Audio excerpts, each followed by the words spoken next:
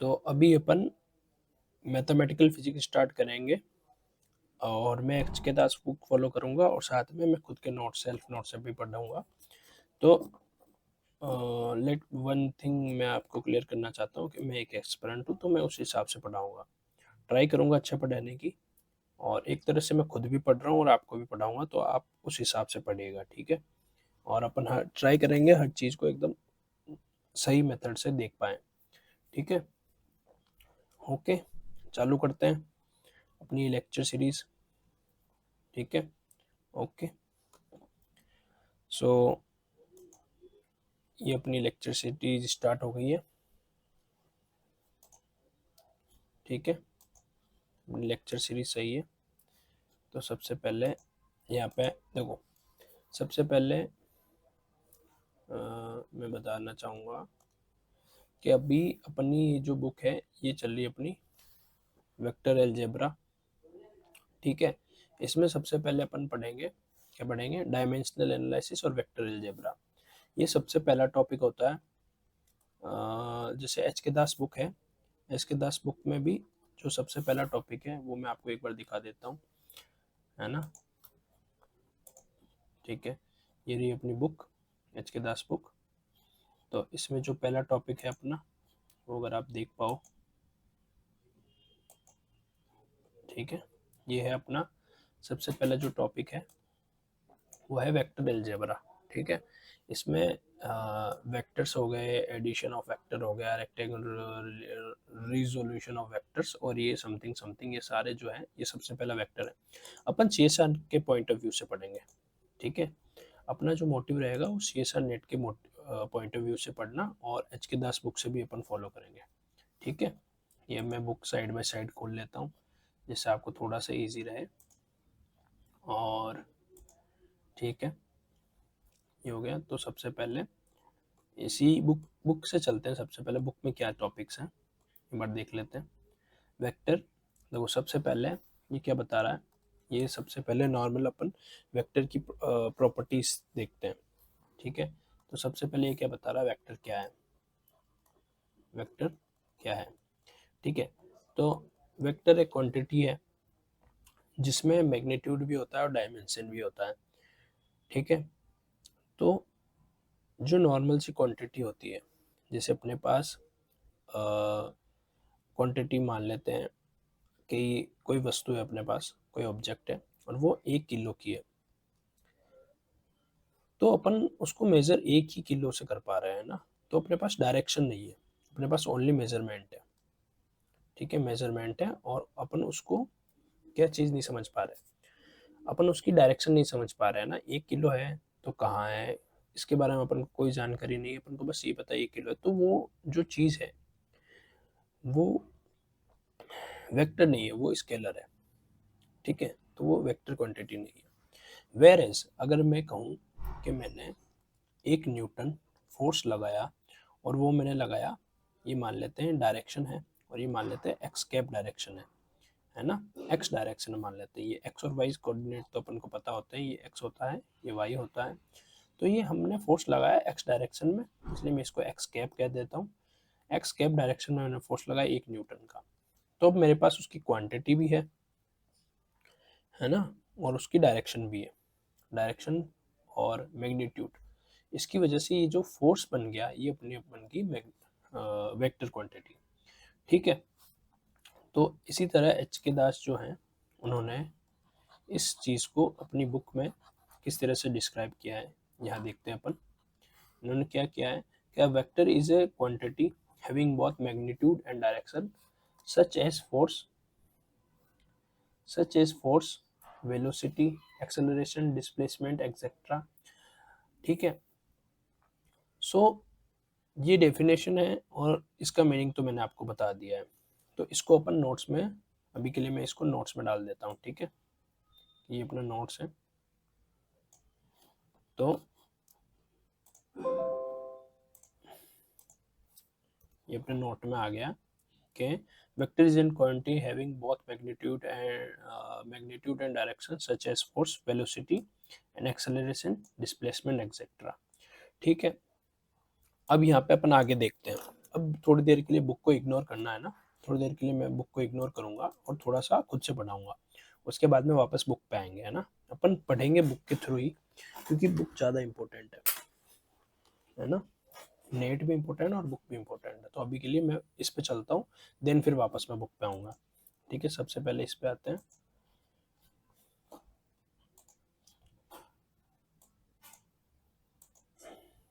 ठीक है, तो अपन चलते हैं इस पे और फिर वापस मैं बुक पे आऊँगा एंड देन फिर यहाँ पे। तो वेक्टर तो आप समझ गए। अभी इसमें एक और क्वांटिटी होती है स्केलर। दूसरी क्वांटिटी क्या आ गई अपनी, स्केलर। ठीक है, स्केलर क्या होता है, जिसमें ओनली मैग्नीट्यूड होता है।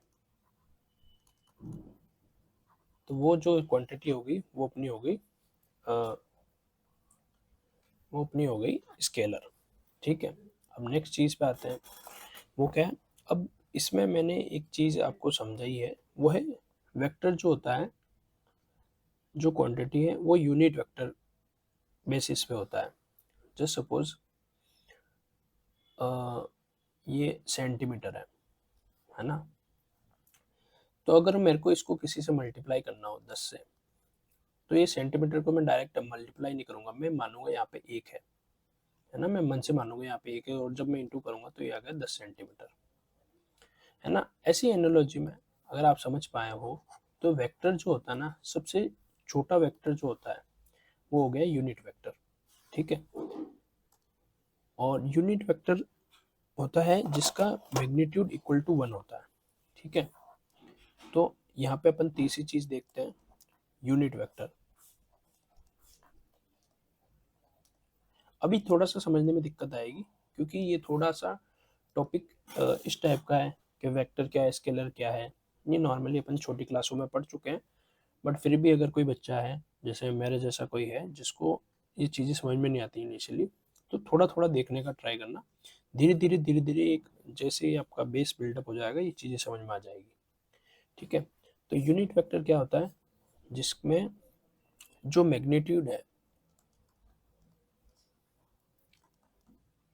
है क्वांटिटी का, वो क्या होता है, वो 1 होता है। इसको अगर आप नॉर्मली, अगर आपको नहीं समझ में आ रहा, तो हम जनरली गूगल भी करेंगे, है ना, क्योंकि अपन सीख रहे हैं। तो कोई ज़रूरी नहीं है यहाँ पे अपन को ढूंढना पड़ेगा। अपन डायरेक्ट मैं सर्च करता हूँ, व्हाट इज यूनिट वेक्टर, है ना। अपन ऐसे ही पढ़ेंगे। क्या लिखा है यहाँ पे, a unit vector, a unit vector, a unit vector is a vector with a magnitude or length of exactly 1 and its purpose is to specify a direction। ठीक है, यहाँ पे एक नई चीज पता चली अपन को, जैसे मैं बता रहा था उसमें खाली मैंने मैग्नीट्यूड की बात करी थी, इसमें इसने पर्पस भी बताया। क्या बताया इसने, इसका पर्पस क्या बताया, इसने बोला कि ये जो अपने पास वेक्टर है, यूनिट वेक्टर, इसका पर्पस क्या है, इसका पर्पस है to specify in direction, its purpose is to specify a direction. ठीक है, तो किसी डायरेक्शन को स्पेसिफाई करने के लिए यूनिट वेक्टर का यूज होता है। तो सबसे पहले देखो, ये कोई वेक्टर है, ठीक है, ये ए वेक्टर है और इसका यूनिट वेक्टर ये है। ठीक है, जिसका मैग्नीट्यूड 1 है और ये इस डायरेक्शन में। तो अगर मैं इसको, ये जो मैग्नीट्यूड है, ये मैग्नीट्यूड ज़्यादा भी होगा और मेरे को इसकी डायरेक्शन नहीं दी हुई है, तो मैं इसको कह सकता हूँ कि ये जो ए वेक्टर है, ये ए मैग्नीट्यूड या ए वेक्टर की डायरेक्शन में है। समझ रहे हो, तो ये 1 से मल्टीप्लाई होकर फिर अपन को डायरेक्शन की इंफॉर्मेशन देता है। इसको नॉर्मली अपन कैसे लिखते हैं, देखो, इसको जनरली अपन कैसे लिखते हैं, जो यूनिट वेक्टर है, और ये क्या है, to find the unit vector for any given vector you divide that vector by its own magnitude। तो ये क्या कर रहा है, यहाँ पे समझो। इसने क्या किया, जो यूनिट वेक्टर है वो कैसे फाइंड आउट किया। सबसे पहले उसने कहा एक वेक्टर है ए, इसका अगर मेरे को यूनिट वेक्टर फाइंड आउट करना है तो मुझे इसी के मैग्नीट्यूड के साथ इसका भाग देना पड़ेगा। ये मैग्नीट्यूड को ऐसे ब्रैकेट में लिखते हैं, मैंने प्रीवियसली थोड़ा सा गलत लिख रहा था नोटेशन में, बट ऐसे लिखते हैं। तो मैंने क्या किया, जस्ट सपोज मेरे पास एक और ये एक्स डायरेक्शन में, एक्स कैप मान लेते हैं, प्लस बी है वो वाई डायरेक्शन में। तो मैंने क्या है, इसका मैग्नीट्यूड क्या होगा, ए और बी का मैग्नीट्यूड क्या होगा, ए स्क्वायर प्लस बी स्क्वायर। इससे भाग दे दिया, जैसे मैंने इसके भाग दिया तो ये मुझे ये मिल गया, यूनिट वेक्टर मिल गया जो खाली डायरेक्शन है। समझ रहे हो, ये खाली, इसका पर्पस क्या है, इसका पर्पस है हमें बस डायरेक्शन के बारे में बताना। ठीक है, तो इस टाइप से अपन यूनिट वेक्टर फाइंड आउट करते हैं। ठीक है, तो यूनिट वेक्टर क्या वेक्टर होता है कि इसका पर्पस होता है अपन को डायरेक्शन के बारे में बताना, इसका मैग्नीट्यूड एक होता है। ठीक है, अब ये बेसिक्स हो गए। अब नेक्स्ट चीज पे आते हैं, वो क्या है, नेक्स्ट चीज क्या है, एग्जाम्पल लेते हैं। एक एग्जाम्पल क्या है, क्वेश्चन मान लेता हूं मैं कि मेरे पास ए वेक्टर है, ओ ए वेक्टर। ठीक है, कोई लाइन है जिसमें 1/√2 आई कैप प्लस 1/√2 जे कैप है, ये अपना हो गया वेक्टर। अब मुझे यूनिट वेक्टर फाइंड आउट करना है, तो सबसे पहले मैं ओ ए वेक्टर का मैग्नीट्यूड निकालूंगा। मैग्नीट्यूड क्या होता है, अंडर रूट इसका स्क्वायर, इसका स्क्वायर प्लस 1/√2 का होल स्क्वायर प्लस 1/√2 का होल स्क्वायर। ठीक है, अपन मैग्नीट्यूड कैसे निकाल रहे हैं, देखो ये x है, ये y है, कोई क्वांटिटी यहाँ पे है, कोई क्वांटिटी यहाँ पे है, और फिर अपन इसका इन दोनों क्वांटिटी की जो डायरेक्शन है ये कुछ इस टाइप से है। ठीक है, ये यहाँ पे ओवरलैप कर रही है और यहाँ पे निकल रही क्वांटिटी। तो अपन जनरली जो मैग्नीट्यूड होता है, जैसे दो चीज़ों के अंदर का मैग्नीट्यूड, जैसे कोई पॉइंट यहाँ पे है 0 पे और कोई है 1 पे, है ना, 0,0 पे और 1, तो अपन कैसे निकालते हैं, 0 - 1 का होल स्क्वायर प्लस 0 - 1 का होल स्क्वायर, है ना, ऐसे ही तो निकालते हैं। अगर आपको छोटी क्लास याद हो तो 1 का होल स्क्वायर, है ना, ऐसे निकालते हैं अपन। तो वैसा ही फॉर्मूला, या फिर इसको ऐसे लिखते हैं 1 - 0 का होल स्क्वायर, है ना, प्लस 1 - 0 का होल। वैसे फर्क तो कुछ नहीं पड़ता, बट ऐसे लिखा जाता है। तो ये ऑटोमेटिक क्या हो गया, 1 का स्क्वायर प्लस 1 का स्क्वायर। ठीक है, अगर 2 होता है यहाँ पे तो यहाँ पे ऑटोमेटिक 2 हो जाता है, यहाँ पे 4 हो जाता, 4 हो जाता है, ये 1 का 1 होता तो √5 आता। ठीक है, तो ऐसे ही यहाँ पे किया गया है। ठीक है,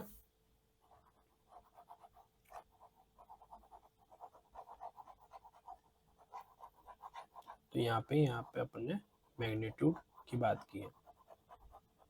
ठीक है, तो यहाँ पे हो गया O A vector equal to under root, अब यहाँ पे हो गया 1/2 प्लस 1/2, ये ऑटोमेटिकली हो गया 1 हो गया, ये तो 1/2 1/2 1 हो गया, हाँ 1 हो गया, ये 1 हो गया। ठीक है, तो अब ओ ए ये केप लिखते हैं, है ना। यूनिट वेक्टर को अपन, कोई भी क्वांटिटी है उसको नोटेशन में, जैसे ए वेक्टर है, ये तो वेक्टर हो गया,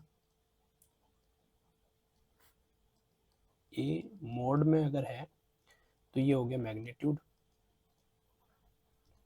ट्यूड ऑफ वेक्टर, और अगर यहाँ पे इसमें अगर कैप है, कैप है यहाँ पे बाजू में, ये नहीं आएगा तो मैं सही लिखता हूँ, ये कैप है, तो ये अपना हो गया यूनिट वेक्टर। ठीक है, ये नोटेशन वैसे आपको खुद को याद हो जाएंगे धीरे धीरे। ठीक है, यहाँ पे एक आया, तो यहाँ पे अब मैं इसको यूनिट वेक्टर को कैसे लिखूंगा, इसको लिखूंगा, देखो ये मैंने यहाँ पे फॉर्मूला लिखा है इसके बेसिस पे, ओ A vector O A vector का मैग्नीट्यूड क्या हो जाएगा, ये 1/√2 आई कैप प्लस 1/√2 जे कैप। आई कैप जे कैप क्या होता है, एक्स वाई जेड, तीन डायरेक्शन होती है अपने पास। एक्स को आई कैप लिखते हैं, वाई को जे कैप, ठीक है, और जेड को के कैप डायरेक्शन लिखते हैं। ठीक है, ये तो सबको पता ही होता है, लेकिन नहीं पता है तो मैं बता रहा हूँ। ठीक है, एक्स को आई कैप, वाई को जे कैप और जेड को के कैप लिखते हैं। ये होते हैं अपने कार्टेशियन कोऑर्डिनेट सिस्टम, कोऑर्डिनेट्स, है ना। हमने एक्स वाई जेड को जनरली लिखते हैं, थोड़े कॉम्प्लेक्स लगते हैं, इस वजह से ये इस नोटेशन में अपन लिखते हैं। ठीक है, और अगर आप नहीं चाहो तो क्या ऐसा लिखना, तो आप एक्स वाई को एक्स कैप, वाई कैप और जेड कैप से रिप्लेस कर दो। तो बहुत सारी स्टैंडर्ड्स बुक्स होती हैं वो इसको भी फॉलो करती हैं, तो ये दोनों एक ही चीज़ है। ठीक है, इसको कर देते हैं, तो ये आ गया, और अपॉन 1 कर देते हैं। तो अपॉन 1 करने पे ये सेम चीज़ आएगी, 1/√2 आई कैप प्लस 1/√2 जे कैप। तो सेम चीज़ आ गई, तो अपन को कुछ करने की जरूरत पड़ी नहीं, डायरेक्ट अपन ने फॉर्मूला है यूनिट वेक्टर का। अब यूनिट वेक्टर कहाँ काम आता है, यूनिट वेक्टर कहाँ काम आएगा आपके, यूनिट वेक्टर जब काम आएगा जब अपन को किसी चीज़ की डायरेक्शन निकालनी होगी, तो अपन को यूनिट वेक्टर चाहिए होगा, है ना। तो अपन को पता चल जाएगा, अरे यार ये तो इस डायरेक्शन में जा रहा है, जैसे जैसे ये एक वेक्टर है, अब इसका मैंने यूनिट वेक्टर ये लिया, तो अब मेरे को पता है ना कि इसका मैग्नीट्यूड है ये इस टाइप से है। तो अब नहीं, ये जो है वेक्टर, जैसे सपोज ये जो ज़्यादा बड़ा लिख दिया मैंने, ये गलत है। ठीक है, ये एक वेक्टर है जिसका ये जो टेल है ये इसके मैग्नीट्यूड को शो करती है, और ये जो हेड है ये इसकी डायरेक्शन को शो करता है। अब ये इसकी यूनिट वेक्टर से अपन को डायरेक्शन हेड का पता चल गया। तो अब जैसे सपोज मैंने ये 4 लिखे, तो ये क्या हो गया, ये जैसे सपोज ए केप होगा तो ये 4 इंटू ए केप होगा, और ये जो डायरेक्शन है ये किसकी केप की डायरेक्शन होगी, ये ए वेक्टर हो गया, ये भी ए वेक्टर हो गया, ये डायरेक्शन है ये ए केप की डायरेक्शन है, ये बस डायरेक्शन को शो कर रहा है, समझ रहे हो। नोटेशन, नॉर्मल नोटेशन, और यहाँ पे एक मिनट रुको, इसको मैंने गलत लिखा है। अगर सिंपल से इस फॉर्मूले से चले तो मैग्नीट्यूड इंटू ए केप होगा, और वो ए वेक्टर के बराबर होगा, समझ रहे हो। तो यहाँ पे मैग्नीट्यूड आएगा और फिर आएगा अपना डायरेक्शन। ठीक है, तो बस इस चीज़ को समझना है कि जो वेक्टर है इसको दो क्वांटिटी में डिफाइन है, एक तो मैग्नीट्यूड में और एक डायरेक्शन में, जिसमें मैग्नीट्यूड को ऐसे लिखते हैं अपन और डायरेक्शन को ऐसे लिखते हैं। ठीक है, ये तो सबको समझ में आ गया होगा। आगे चलते हैं। ठीक है, अब आगे देखते हैं। इस वाले क्वेश्चन में देखो, ये जो चीज़ थी O vector equal to O cap, ये ऑटोमेटिक हो जाता है क्योंकि ओ ए मैग्नीट्यूड जो होता है वो 1 होता है। तो यहाँ पे मैं लिख सकता हूँ ओ cap equal to O A vector, ये दोनों सेम है। ठीक है, इस वाली कंडीशन में ओनली। ठीक है, अब आगे चलते हैं अपन। ठीक है, अब अपन थोड़ा सा बुक में चलते हैं, बुक क्या कह रही है। ठीक है, ये अपनी बुक, ये रही बुक, हाँ। ठीक है, वेक्टर, अब यहाँ पे वेक्टर को इन्होंने दो चीज़ों में डिवाइड किया। एक तो वेक्टर है अपने पास वेक्टर, ठीक है, वेक्टर, वेक्टर को इसने क्या किया, एक तो पोलर में डिवाइड किया और एक्सियल में डिवाइड किया। ठीक है, इसमें एक वेक्टर तो आ गया अपना पोलर, पोलर, ये आ गया अपना एक्सियल।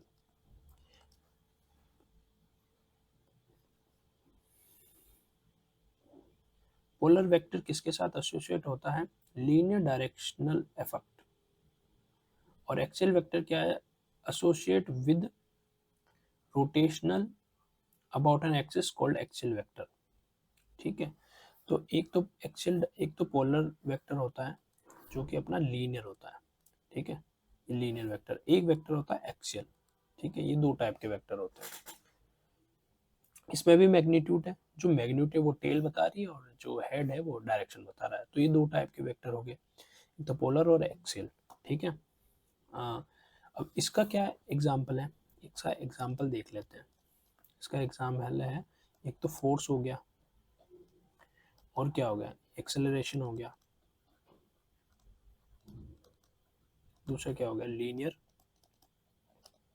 वेलोसिटी, फिर हो गया लीनियर मोमेंटम। इसका एग्जाम्पल क्या हो गया, इसका एग्जाम्पल क्या हो गया, एक्सियल वेक्टर, एक तो टॉर्क हो गया, टॉर्क हो गया, और एंगुलर वेलोसिटी, वेलोसिटी, और ये हो गया एंगुलर मोमेंटम, ठीक है। तो ये तीन चीजें जो होती हैं, ये एक्सियल वेक्टर आ गया और ये क्या आ गया, पोलर वेक्टर, ठीक है। अपन नॉर्मल डेफिनेशन ज़्यादा इसको पढ़ेंगे नहीं, बिकॉज अपना इतना वो नहीं है ना, ये अपने इतने डीप में नहीं पूछेगा वेक्टर, बट अपन थोड़ा थोड़ा सब चीज़ें देख के चल रहे हैं, है ना। ये वेक्टर हो गया, ये भी वेक्टर हो गया। अब इसमें एक चीज़ ये इन्होंने अच्छी की है, इन्होंने ये वाला एडिशन ऑफ वेक्टर, ये चीज़ अच्छी इन्होंने डाली है। तो अपन एडिशन ऑफ वेक्टर देखते हैं, वेक्टर एडिशन या एडिशन ऑफ वेक्टर। तो ये आ गया एडिशन ऑफ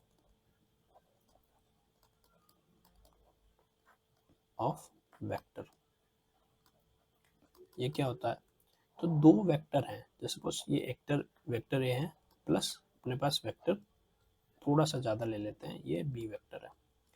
इन दोनों को अपन को ऐड करना है, तो अपन कैसे ऐड करेंगे, तो यहाँ पे सिंपल है कि अगर इनको ऐड करना है तो एक नॉर्मल ट्रायंगल रूल लगता है, जिसमें सबसे पहले ये ए वेक्टर मान लेते हैं और ये एक मान लेते हैं बी वेक्टर है, ठीक है। बी वेक्टर को ऐसे छोटा लेते हैं, बी वेक्टर है, और इसमें जो ये विकर्ण जो है अपने पास, ये डायगोनल जो लाइन है, ये अपना ए वेक्टर प्लस बी वेक्टर हो जाएगा, ठीक है। सिंपल है, यहाँ पे आप परिभाषा भी पढ़ सकते हो, let A and B two given vector where O A, O और ये ए, ये हो गया A vector, and A B, A और बी हो गया B vector, then vector O B is called the sum of A, और तो ये ओ और बी जो जो ये डायगोनल लाइन होगी, इन दोनों का सम हो जाएगा, ठीक है। ये सिंपल चीज़ है। अब इसी को रेक्टेंगुलर रेजोल्यूशन ऑफ वेक्टर, इसमें थोड़ा सा इन्होंने कॉम्प्लेक्स कर दिया इस चीज़ को, लेकिन ये चीज़ अच्छी है क्योंकि ये थोड़ा सा इसको अच्छे से एक्सप्लेन कर रही है। क्या है, rectangular resolution of a vector, ठीक है। तो O X O Y O Z be the three rectangle axes, let X Y J K be their three unit vector and parallel to three axes. तो simple है, ये जो ओ है, ये देखो ये एक वेक्टर हो गया, ये फिर दूसरा वेक्टर हो गया, और ये तीसरा वेक्टर हो गया। मैं एक बार पेन का कलर चेंज कर रहा हूँ जिससे तुमको दिखे, ठीक है। अब दिख रहा है, ठीक है, अब थोड़ा सा दिख रहा होगा, ठीक है। और नहीं होता है, ये वाला लेते हैं, ये वाला लेते हैं, ठीक है, ये वाला लेता हूँ मैं पेन जिससे दिख सके, ठीक है। तो ये ओ ए हो गया, ये ओ ए तो ये वाला हो गया, ठीक है, और ओ बी हो गया ये वाला, ठीक है, ये वाला, और ओ सी हो गया ये ऊपर वाला, ठीक है। अब इसने क्या लिखा, ओपी, ओपी जो है आर वेक्टर है, ये ओ और पी वेक्टर है, ये किसका सम है, ये तो इसका और इसका सम है, ठीक है। और ओ एफ किसका सम है, ओ एफ किसका सम है, और ये इसका और इसका सम है, ठीक है। और एफ पी किसका सम है, एफ पी, एफ पी जो है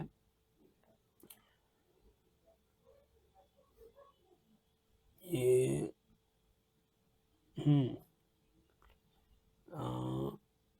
ए एफ, ए एफ ये इसके बराबर है, ठीक है, और ओ बी के बराबर है, और एफ पी ओ सी के बराबर है, ठीक है। तो इसने यहाँ पे रख दिया और आर को लिख दिया X plus Y plus Z cap, ठीक है। समझ में आया कैसे, तो नहीं आया तो मैं बताता हूँ, थोड़ा सा देख लो, इसमें कुछ नहीं है। इन्होंने क्या किया है, इन्होंने क्या लिखा है, देखो मैं ये चीज़ समझा रहा हूँ, है ना। थोड़ा सा बुक समझ रहे हैं अपन, बुक में इन्होंने सर ने क्या कर रखा है, सर ने क्या कर रखा है, इन्होंने क्या लिखा है, रेक्टेंगुलर रेजोल्यूशन ऑफ वेक्टर। ठीक है, तो इन्होंने कहा है कि rectangular resolution of a vector है, इसमें मान लेते हैं 3 वेक्टर है एक्स वाई और जेड। ठीक है, with 3 unit vector parallel to 3 axis. ठीक है, तो सबसे पहले अपन एक्सिस बनाते हैं। देखो मैं इसका थोड़ा सा चीर फार कर रहे हैं कि बुक क्या कह रही है ना, ये जरूरी है आप एनालाइज करना सीखो, है ना, यूनिट वेक्टर क्या होता है। फिर अपन धीरे धीरे क्वेश्चन की तरफ पढ़ेंगे, एक बार थ्योरी थोड़ी सी बिल्डअप हो जाए, फिर धीरे धीरे धीरे धीरे अपन उसके तरफ चलेंगे। ठीक है, तो लेट सबसे पहले क्या, O X O Y O Z. तो सबसे पहले अपन एक्स वाई जेड डिफाइन करते हैं, ये सबसे पहले एक्स, ये वाई और ये जेड। जनरली अपन कैसे एक्स वाई डिफाइन करते हैं, अपन एक्स और वाई कर देते हैं, ये एक्स कर देते हैं, ये वाई कर देते हैं, ये एक्स कर देते हैं, और ये जो बाहर आने वाली एक्सिस है इसको जेड कर देते हैं। बट अब इसमें अपन ऐसा नहीं करेंगे, अपन इसमें क्या करेंगे, जेड को ऊपर रखेंगे, एक्स को बाहर निकालेंगे और वाई को ऐसे रखेंगे। ये थोड़ा सा इजी होता है, जब हायर डायमेंशन पढ़ेंगे, मतलब हायर कोऑर्डिनेट पढ़ेंगे, तो ये थोड़ा सा समझने में इजी रहेगा। ठीक है, इसमें अपन ने 3 पॉइंट माने, एक्स पे ए मान लेते हैं, वाई पे बी मान लेते हैं, और सी पे जेड पे सी मान लेते हैं। ठीक है, और यहाँ पे एक पॉइंट है ओ। तो इसने क्या कहा, O X O Y O Z with 3 rectangular axis. ये 3 एक्सिस है, O X O Y O Z, 3 axis हो गई।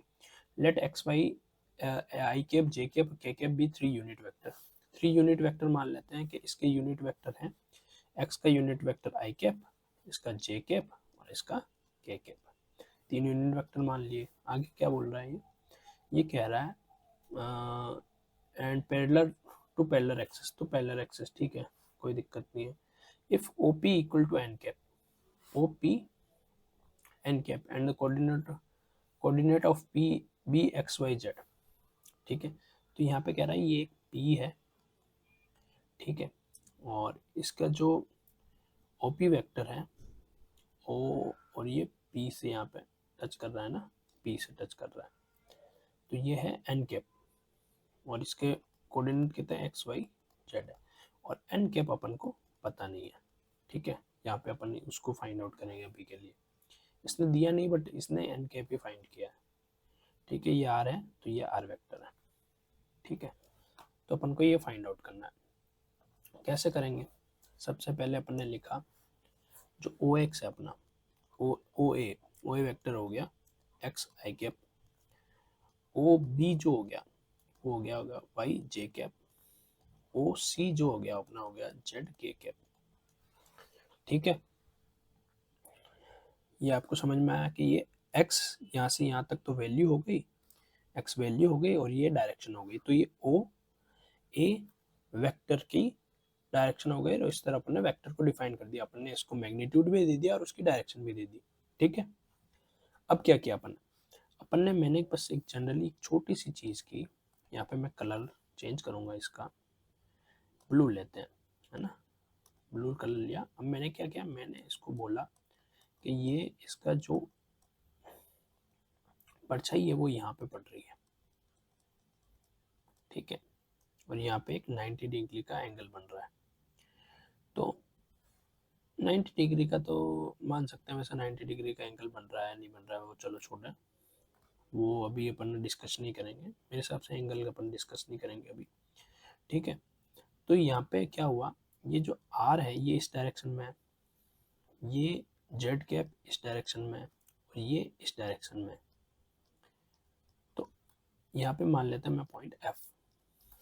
ठीक है, तो ओ पी वेक्टर मेरा क्या हुआ यहाँ पे, ओ पी वेक्टर ही फाइंड कैलकुलेट करना है, यही अपना ओ पी वेक्टर है।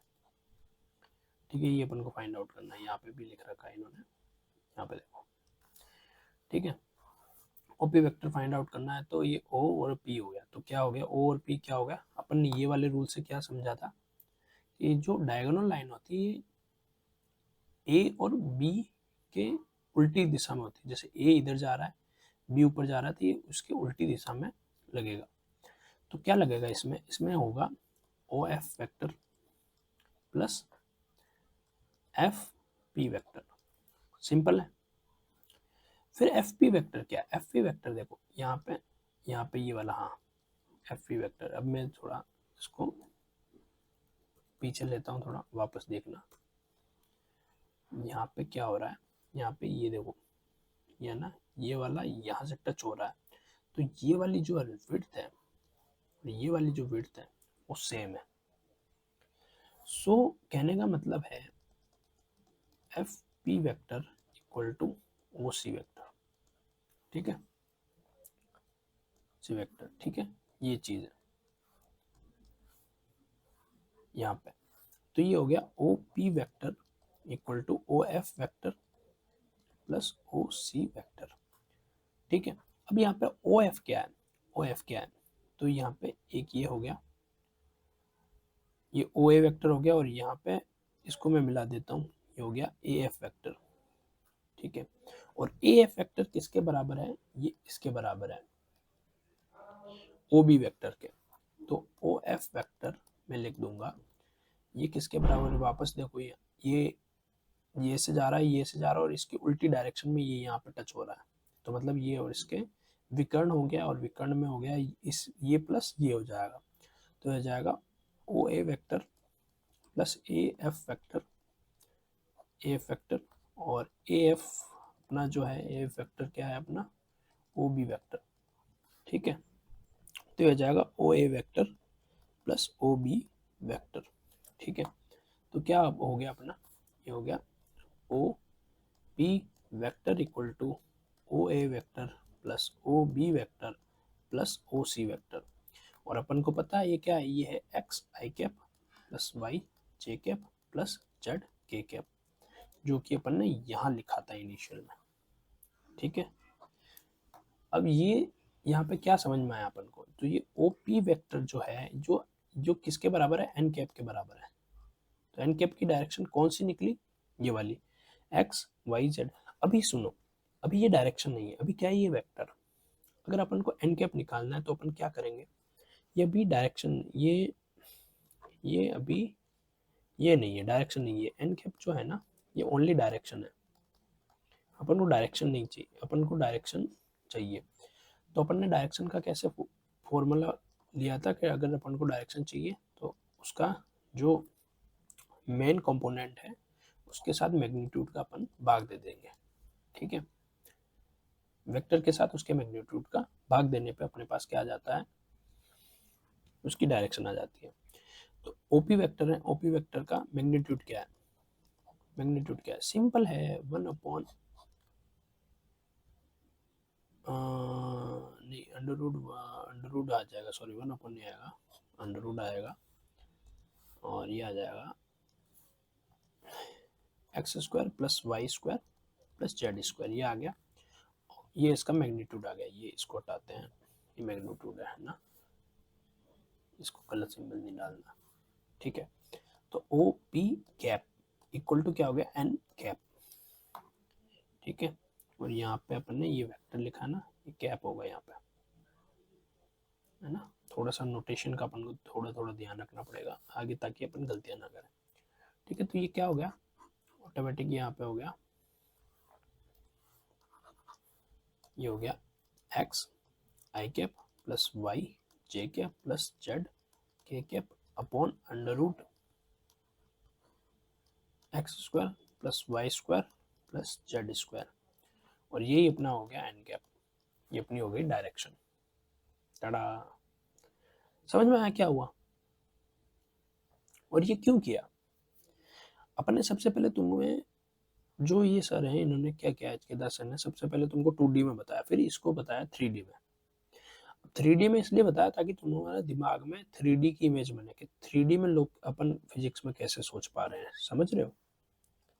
तो 3D का थोड़ा सा ध्यान रखो, ठीक है। मुझे भी ये मैं जनरली मैं नहीं करता हूँ, क्योंकि जनरली नोट्स में ये ऐसा इतना नहीं करवाते हैं, बट ये इंपॉर्टेंट चीज़ है, थोड़ी सी इसमें थिंकिंग बिल्डअप हो रही है, ठीक है। अब नेक्स्ट आगे चलते हैं। अब यूनिट वेक्टर सर ने भी समझा रखा है, क्या लिख रहा है? लेट ए वेक्टर बी एक्स वाई। अब ये सर ने क्या लिख रखा है? यहाँ पे नॉर्मली सर ने क्या लिख रखा है, ये मैं पहले अननेसेसरी चीज़ें हटा देता हूँ थोड़ी सी, ठीक है। यहाँ पे आते हैं, और सर ने क्या लिखा है, सर ने नॉर्मली लिखा है यूनिट वेक्टर क्या होता है। अब मैंने यूनिट वेक्टर तो थोड़ा सा डीप में पढ़ा है, इन्होंने एक नॉर्मली लिख दिया है कि unit vector will be x cap plus y cap plus z cap and unit vector will be x I cap plus y j cap plus z k cap और अपन उसका मैग्नीट्यूड, ठीक है। सिंपल सा करवा दिया खत्म, बट ये important है, ठीक है। अब बाकी ये इन्होंने सर ने कोई एग्जांपल दिया है, क्या दिया है example, if A vector and B vector, ये वाला कर रहे हैं ना अपन, ये वाला कर रहे हैं, अभी ये वाला देखा अपन ने, ठीक है। अब ये वाला आ रहा है यूनिट वेक्टर, तो मैंने यही ऊपर बता दिया आपको, है ना, कि यूनिट वेक्टर क्या होता है, क्या होता है ना। आगे चलते हैं अपन। सबसे पहले if A and B be two unit vector and alpha be angle between then find the value of alpha such that A plus B is a unit vector. तो सर यहाँ पे पूछना चाह रहे हैं कि ए और बी दो यूनिट वेक्टर हैं और अल्फा इनके बीच का एंगल है, then find the value of alpha, alpha की अपन को वैल्यू ज्ञात करनी है, और इसमें क्या चीज़ दी है अपन को, बोला है ए प्लस बी एक यूनिट वेक्टर है, ठीक है। तो कैसे सॉल्व किया है इन्होंने, इन्होंने बोला है कि ये यूनिट वेक्टर है और ये भी यूनिट वेक्टर है, तो इन दोनों का जोड़ भी यूनिट वेक्टर है, तो इन्होंने क्या लिखा है, ओ बी इक्वल ओ लिखा है, ओ बी इक्वल टू ये लिखा है, ये लिखा है, ये सी वेक्टर हो गया, और ये भी यूनिट वेक्टर है, तीनों यूनिट वेक्टर हो गए, तो तीनों भुजा सेम हो गए, तो क्या हो गया, ये हो गया इक्विलेटरल ट्राइंगल, और इसका जो ये जो कोण है वो आ गया 60 डिग्री। पाई इक्वल टू होता है 180/3, 6 कम 6 6 12 6 6 18, तो ये आ गया 60 डिग्री, ठीक है। सिंपल है, ये भी सिंपल है, अभी धीरे धीरे अपनी दिक्कत आएगी, अभी तो सिंपल ही लग रहा है, ठीक है। सिंपल चीज थी, कुछ नहीं किया सर ने बस ये बोला कि ये यूनिट वेक्टर है, ये भी यूनिट वेक्टर है, तो ये क्या होगा, तो ये दोनों अगर यूनिट वेक्टर है तो सी भी यूनिट वेक्टर होगा, तीनों यूनिट वेक्टर हो गए, मतलब इसका मैग्नीट्यूड 1 है, इसका भी 1 है और इसका भी 1 है, तो ये इक्विलेटरल ट्रायंगल और 60 डिग्री, तो ये 60 हो गया ऑटोमेटिकली, ठीक है। ये सिंपल था क्वेश्चन। आगे आते हैं, ठीक है। बाकी position vector of a point, position point given to find a position vector. अब जैसे मैंने ये वाला पोजीशन वेक्टर है, इसको भी देख लो, ये सिंपल है, इसमें क्या बोलना है पोजीशन वेक्टर, तो जैसे ओ बी माइनस ए ओ, जैसे इन्होंने क्या ओ बी माइनस ओ ए, तो यह हो गया बी ए, तो यहाँ पे नॉर्मली इन्होंने क्या किया, ये वाला जो वेक्टर है ये है, ये बना, और इसके अपन ने यहाँ पे अगर ये डायगोनल में जाएंगे तो ये होगा ओ ए वेक्टर प्लस, और ये क्या है A B vector equal to क्या लिख दिया अपन ने, ओ बी वेक्टर। तो यहाँ पे सिंपली ए बी वेक्टर अगर मेरे को कैलकुलेट करना है तो obviously O B vector minus O A vector कर दूंगा मैं, और ये चीज़ फिर को मिल जाएगी, ठीक है। इसको थोड़ा सा मैथमेटिकली समझाने का ट्राई किया है यहाँ पे सर ने क्या बोला है कि to find A B if position A vector a point A and point B are given, if position vector of A and B are A vector and B vector, let the origin be O। तो यहाँ पे origin O लिया अपन ने, और उसके बाद में इन्होंने क्या किया है, नॉर्मली जैसा हमने किया वैसा इन्होंने करके यहाँ पे पोजीशन वेक्टर को इन्होंने डिफाइन कर दिया है, ठीक है। बाकी अपन आगे इसको पढ़ सकते हैं, ठीक है, आप देख लेना, ratio formula, product of two vectors, ये आगे ये इंपॉर्टेंट चीज़ है, ठीक है। रेशियो फार्मूला, ये रेशियो फार्मूला क्या है, to find the position vector of point which divided the line joining two given points in B, ठीक है ये ठीक है, बट ये फार्मूला इंपॉर्टेंट है वैसे, लेकिन इसको अपन डिस्कस नहीं करेंगे क्योंकि ये नेट में मेरे हिसाब से नहीं पूछा गया है, तो इसको भी नहीं देखेंगे। नेक्स्ट आता है प्रोडक्ट ऑफ टू वेक्टर, ये इंपॉर्टेंट चीज़ है, ठीक है। अब रेशियो फार्मूला जो है ना, ये भी ठीक है, इसमें भी कोई दिक्कत नहीं है, अगर कोई बच्चा पढ़ना चाहे तो इसको पढ़ सकता है, बट जनरली मैं इसको नहीं पढ़ाऊँगा, इसको अपन कर रहे हैं स्किप, बिकॉज ये नेट में नहीं है पूछता, और अगर पूछेगा तो उस टाइम पढ़ लेंगे, जो कभी नीड हुई तो वापस पढ़ लेंगे। इसमें नॉर्मली है, इसमें 2 रेशियो हैं, उसको फॉर्मूला बता रखा है कि किस तरह से रेशियो कैलकुलेट करते हैं, सिंपल है। ठीक है, इसको अभी के लिए रोक देते हैं, इसको नहीं पढ़ेंगे। नेक्स्ट आओ प्रोडक्ट, प्रोडक्ट ऑफ 2 वेक्टर्स। ठीक है, प्रोडक्ट क्या है? Product of 2 vector. ठीक है, अब देखो नॉर्मली अपन जब भी प्रोडक्ट करते हैं ना तो उन क्वांटिटी में डायरेक्शन इन्वॉल्व नहीं होती है ना, उसमें एक ही चीज़ होती है और वो अपने होती है मैग्नीट्यूड। बट इसमें क्या मैग्नीट्यूड भी है और डायरेक्शन भी है, तो इसका जो प्रोडक्ट है वो भी थोड़ा सा डिफरेंट होता है। इसके 2 टाइप के प्रोडक्ट होते हैं। ठीक है, इसके क्या कौन से टाइप के होते हैं? 2 टाइप के। सबसे पहले होता है डॉट प्रोडक्ट, फिर होता है क्रॉस प्रोडक्ट। सिंपल है, डॉट होता है, डॉट प्रोडक्ट होता है और एक क्रॉस प्रोडक्ट होता है। डॉट प्रोडक्ट में अपन 2 संख्याओं के बीच में, जैसे ए और बी 2 वेक्टर हैं, इसमें डॉट लगाते हैं, और इस क्रॉस प्रोडक्ट में 2 जो क्वांटिटीज़ हैं उनके बीच में क्रॉस लगाते हैं। सिंपल। ठीक है, अब ये थोड़ा इतना भी सिंपल नहीं है, इसको अपन थोड़ा सा खोलेंगे, इसको इसके बारे में थोड़ा सा और अपन आगे देखेंगे कि इसके क्या है। सबसे पहले आते हैं अपन डॉट प्रोडक्ट, है ना। तो सबसे पहले यहाँ पे अपन लिखेंगे डॉट प्रोडक्ट। सबसे पहले मैं अपनी बुक से पढ़ाऊँगा, मतलब मैं अपने मन से पढ़ाऊँगा, देन फिर इसके ऊपर आएंगे। ठीक है, सबसे पहले मैं खुद पढ़ाता हूँ, फिर उसके ऊपर आएंगे कि वो क्या कह रही है। ठीक है, तो डॉट प्रोडक्ट क्या होता है? डॉट प्रोडक्ट क्या होता है कि जब भी मैं 2 क्वांटिटीज़ है, इसका मैं डॉट प्रोडक्ट करता हूँ, तो ये किस टाइप से इवेल्युएट होगी, ये क्या करेगी? ये बन जाएगी A vector magnitude, B vector magnitude, और यहाँ पे डॉट प्रोडक्ट में क्या बनता है? Cos theta. ठीक है, तो ये है अपना डॉट प्रोडक्ट। ठीक है, इसको इस टाइप से लिखते हैं कि ये ए वेक्टर है और ये बी वेक्टर है, लेकिन ये दोनों है किसी एंगल पे, और यहाँ पे एक थीटा एंगल बन रहा है। तो ये थीटा, ये वाला थीटा है, और ये इनका मैग्नीट्यूड है, और ये कोस थीटा है। तो ये अलोंग द वेक्टर बन रहा है। तो अपन आपको पता होगा ये जो इस एंगल पे बनता है LAL KKA लाल बटा कक्का, ये फॉर्मूला होता है। तो जो साइन होता है, साइन के लिए होता है L/K, और कोस के लिए क्या होता है? A/K। A मतलब आधार और K मतलब कर्ण। ठीक है, तो इसका ये कर्ण हो गया, ये इसका बेस हो गया। तो यहाँ पे क्या लगेगा अपना? क्या लगेगा? ये अपना लगेगा नॉर्मल सा कोस वाला फॉर्मूला। ठीक है, तो यहाँ पे कोस वाला फॉर्मूला यहाँ इस टाइप से लगेगा, और इसको अलोंग द वेक्टर भी बोलते हैं कि ये वेक्टर के अलोंग द वेक्टर। तो थोड़ी सी ये खुद की मेरी अंडरस्टैंडिंग है कि मैं इस तरह से इसको अंडरस्टैंड करता हूँ, बट जनरली ऐसा नहीं होता। जनरली बुक में कैसा दे रखा है? बुक में देखो, ये जो मैंने बताया ना, ये मेरी अंडरस्टैंडिंग में इस तरह से अंडरस्टैंड करता हूँ इस चीज़ों को, बट बुक में थोड़ा सा अलग है। बुक का भी देख लेते हैं, बुक क्या कह रही है। ठीक है, बुक अपने क्या कह रही है?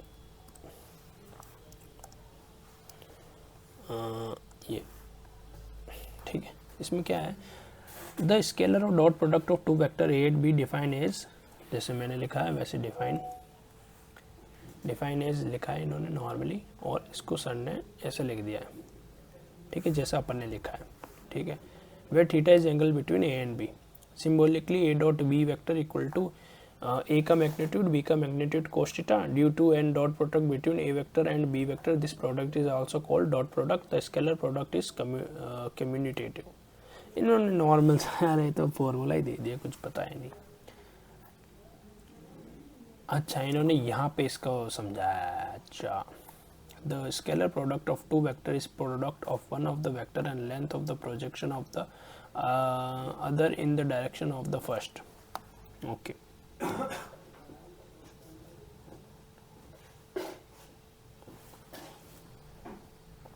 Length of a vector, projection of B vector along.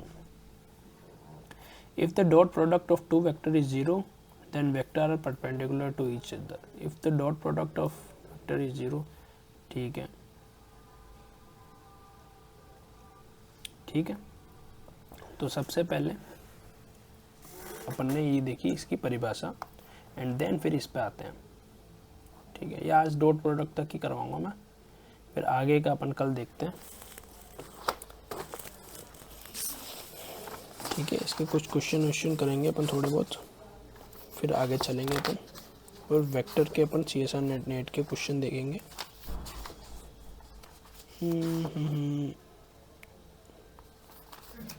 Spherical coordinate will, ठीक है. तो ये क्या कह रहा है यहाँ पे, अपन थोड़ा सा जो बुक की लैंग्वेज है उससे हटके मैंने डायरेक्ट आपको बताया है. बुक की लैंग्वेज में डायरेक्ट इन दोनों चीज़ों को इस टाइप से बता दिया सिम्बोलिकली. ओके, अब यहाँ पे आगे आते हैं. यहाँ पे क्या कह रहा है, अब यहाँ पे आते हैं जियोमेट्रिक इंटरप्रिटेशन. ये ज़्यादा इंपॉर्टेंट, ये थोड़ा सा अपनी अंडरस्टैंडिंग बिल्डअप करता है. ठीक है, क्या है यहाँ पे, थोड़ा सा रेड कलर लेते हैं. जियोमेट्रिकल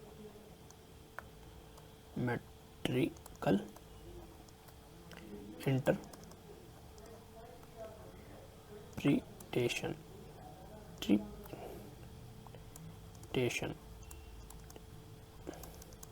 है, जियोमेट्रिकल इंटरप्रिटेशन. ठीक है, the scalar product of two vector is the product of one vector and the length of the projection of the other in the direction of the first. ठीक है, क्या कहता है ये कि the scalar product of two vectors is product of one vector, product of one vector. ठीक है, one vector हो गया, एंड अदर जो वेक्टर है वो क्या है. देखो, पहला तो एक प्रोडक्ट हो गया, और दूसरा जो ये है ये क्या है, length of the projection. Length of the projection ये है, ये मैंने क्या बोला था, ये कोस थीटा है. कोस थीटा को क्या लिखते हैं अपन, a बाई के, एल एल के ए एल के ए. तो यहाँ पे लंब, आधार और कर्ण. तो आधार क्या हो गया अपना, आधार हो गया ओ एन आधार हो गया, और ये क्या हो गया अपना कर्ण. कर्ण क्या हो गया, ओ बी. तो ये ओ बी हो गया. ठीक है, अब यहाँ पे क्या कहते हैं कि ये जो ये वाला है, यहाँ इस पे क्या लिखता है इसमें geometrical, the length of the projection of other in the direction of the first. Length of the projection, ये लेंथ, ये जो है इसकी डायरेक्शन में ये जो प्रोजेक्शन हो रहा है, ये जो प्रोजेक्शन होता है इसको अपन कोस की टर्म में लिख रहे हैं. और ये सबसे पहले ही देखो, ये जो प्रोजेक्शन होता है ये तो साइन का होता है, और ये जो ये देखो, ये साइन का प्रोजेक्शन होता है, साइन का, और ये होता है कोस का, कोस. ठीक है, तो अपन ने इसका जो ये वाला टर्म है, इसका प्रोजेक्शन यहाँ पे पड़ रहा है, तो इसके साथ अपन ने क्रॉस प्रोडक्ट किया. तो इसने क्या लिखा है, O B vector dot cos theta, और कोस थीटा को फिर मैं ये लिखूंगा, ये वाला, और इसमें ये लिख दिया. तो ये ओ एन, ये ओ एन क्या है अपने पास, ओ एन है ये वाला, यहाँ से यहाँ तक ओ एन है. ओ ए ये वाला है. ठीक है, तो ये वाली जो चीज़ है ना, ये एडिशनल जा रही है, ये वाली चीज़ एडिशनल आ रही है. ठीक है, ये इस टाइप से अपन को जियोमेट्रिकल में समझाया गया है. तो ये वाला और ये वाला कैंसिल हो जाएगा.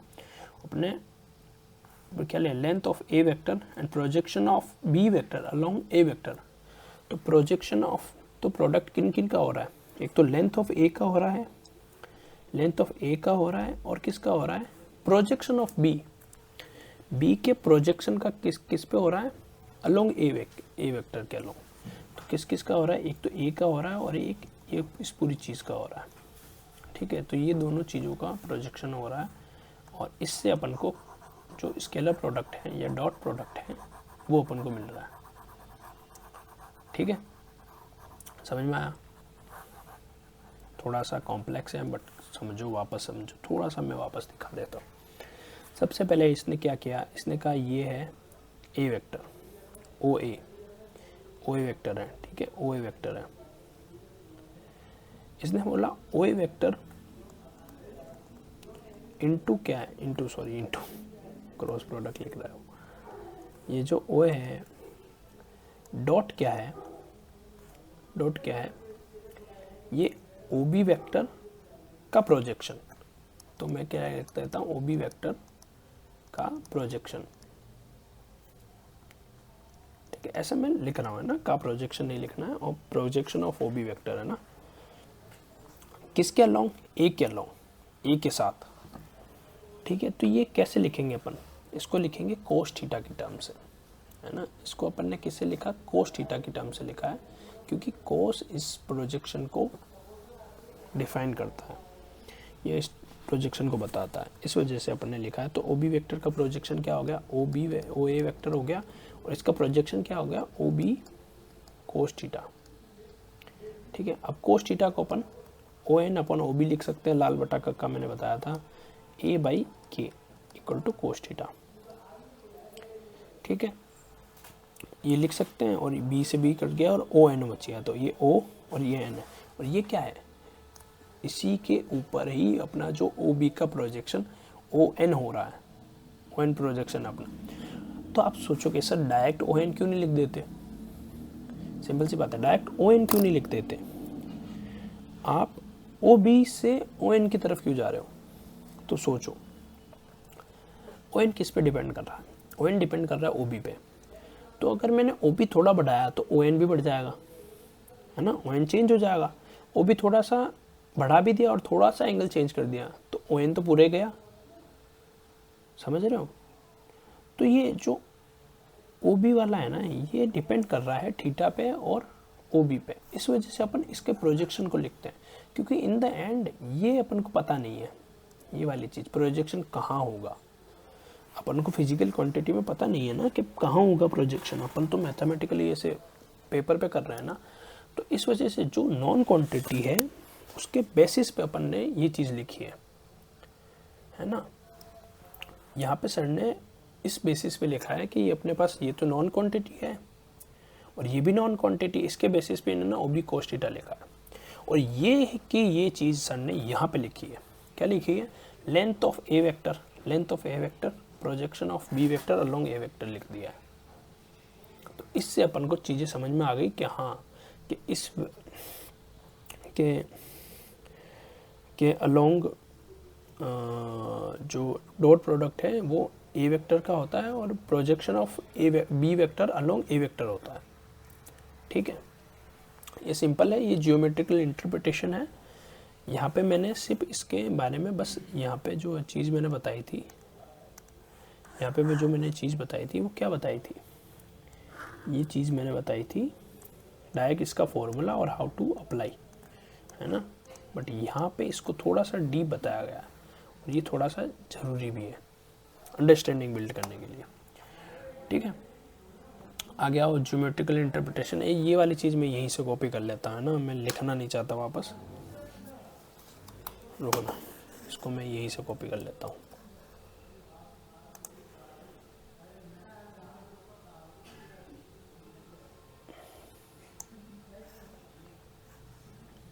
अभी मैंने यहीं से कॉपी कर लिया इसको और यहाँ पे डाल दिया है, ठीक है। ये अपना हो गया स्केलर प्रोडक्ट। तो यहाँ पे अपना हो गया स्केलर, अब कल करेंगे अपन वेक्टर, ठीक है। यहाँ पे तक हो गया अपना स्केलर, अब कल एक दो चीज़ें और देख लेंगे स्केलर में। प्रोडक्ट बाकी का अपन कल देखते हैं, ठीक है। और ये पेज नंबर क्या है यार, पेज नंबर क्या है, 23 है ना, पेज हो गया 23, ठीक। बाकी अपन आगे इसको देखते हैं और फिर अपन इसके क्वेश्चन करना चालू करेंगे, ठीक है ना। अपन इसकी थ्योरी में इतना भी ज़्यादा भी इन्वॉल्व नहीं होंगे, मैं आपको बताऊंगा कैसे है, ठीक है।